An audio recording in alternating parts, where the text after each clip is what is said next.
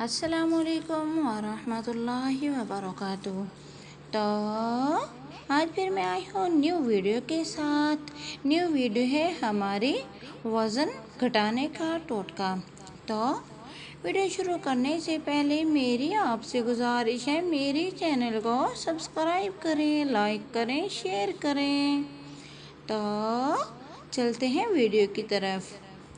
वज़न अब तो आपका ज़रूर घटेगा। आप एक बार ये टोटका ज़रूर आजमाएं और आपको बहुत फ़ायदा होने वाला है।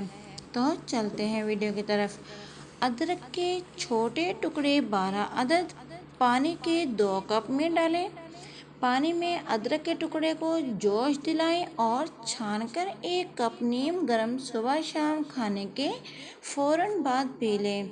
दिन में 1 बार इस्तेमाल से ही पेट, कूल्हों और रानों की चर्बी कम हो जाएगी और वाज़ेह फ़र्क भी नज़र आएगा। तो वीडियो को अगर आपको वीडियो अच्छी लगे तो मुझे कमेंट में ज़रूर बताएं और मिलते हैं कल की वीडियो में। अल्लाह हाफिज़।